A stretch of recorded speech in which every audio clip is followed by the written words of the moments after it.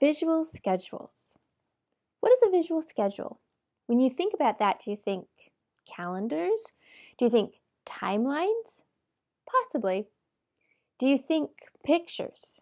Do you think words? What do you think about when you hear that word, visual schedule?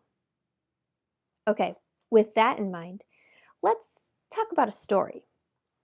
So, if you're a parent and you have kids, and possibly you have something or some place or somewhere you need to go, there's a chance that you've gotten your kids ready before, right?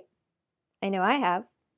As a mom of 9, we're getting kids ready all the time to go to school, to go to activities, to go shopping, to go to church. There's always something and some place to go. With that, how do we get people to go? Oh, I know. We can give them a long list of things to do and then see what they can remember. And in the way that kids forget, then we can get upset, yell and scream, and overall have a terrible day. Is that what you want to do? Or is that something you want to keep doing? That's something that we really need to think about. So, let's talk about the visual schedule. Visual schedules visually give a picture of what you want to see happen next. It cuts out the language.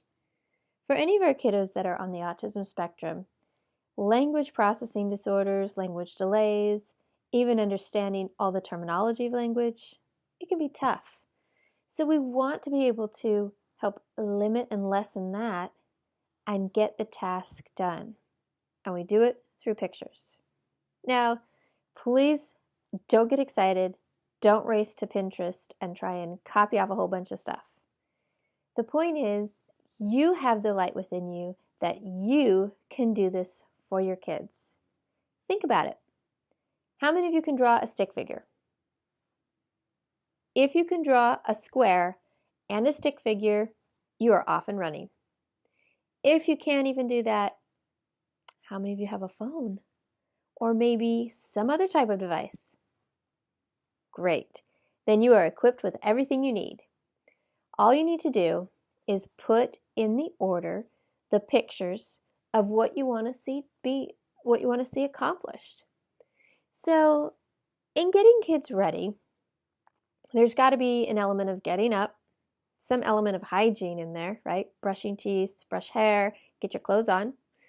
Some element of nutrition, I hope, something to eat prior to going out the door, and then remembering all the things you need as you leave. Shoes, backpacks, yeah, those are the things I'm talking about. So in the visual schedule, this is an example of what I use with my daughter. It's loud. The point of this visual schedule is for her to see visually what she needs to accomplish for the day, so we can get out the door in the morning. Other schedules I have a timeline with them. Other schedules I have more words than pictures. But for Rosie, this works great. It also works great on my 9-year-old, so keep that in mind. The thought, she's going to be getting up, making her bed, having some breakfast, getting dressed, brushing her teeth, brushing her hair, feeding the dog, and then out the door we go. I have more pictures. I have other orders I can do depending on the day. Like, for example, if we are getting up and there isn't any school that day, then we can maybe drop making the bed and just kind of have a relaxed day. Or we can add another piece onto this where we scoot things over, and after we feed the dog, we're going to go to the park. It is something where she's going to be looking forward to. But in the way the pictures work, once she's accomplished a task, she's just going to put it up on the finish line. That's it. So this Velcro, the sticky behind, the lamination, I did put a little effort into this only because I had done enough paper ones to know that she's now got it. And we moved to this because milk is sometimes spilled, sometimes it's sticky. But really, if you have a piece of paper and if you've taken pictures with your iPhone or any other device, you can put those types of pictures in a row.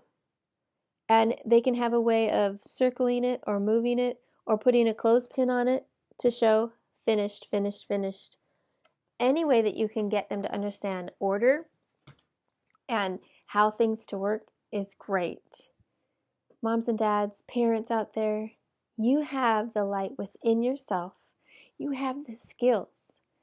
We just want to empower you with that enlightenment to know, oh, I can do this. You don't always have to leave it up to someone else to train or to think. You can take it upon yourself and you can do this. So, short story, as a mother of 9, my first 3, they're on the autism spectrum. And then number 8, she's also on the autism spectrum and she's deaf. So, the language and the signing and the things that have to happen definitely need to be clear and concise. But in both sets of my kids with the autism, pictures, I would say, rule. They are the things that help clarify the most. And even with pictures, if you just need to do 3 at a time, that's fine. That's usually how our brains work. 1, 2, 3, 1, 2, 3, 1, 2, 3. Completely fine. But it's a lot better than us trying to nag or threaten or come on, come on, come on, hurry, hurry, hurry, right? Because they know what's going to be happening next. So that's my special training and bonus gift for you on how to understand the visual schedule and how to apply it very quickly within your day. I hope you have enjoyed this. I've enjoyed meeting and talking with you. I really, really know that you have the light within you. You have the empowerment to do this. You are the parent. You have this ability. You can do it. You are important. So let's always remember that and keep on that light. Shine on.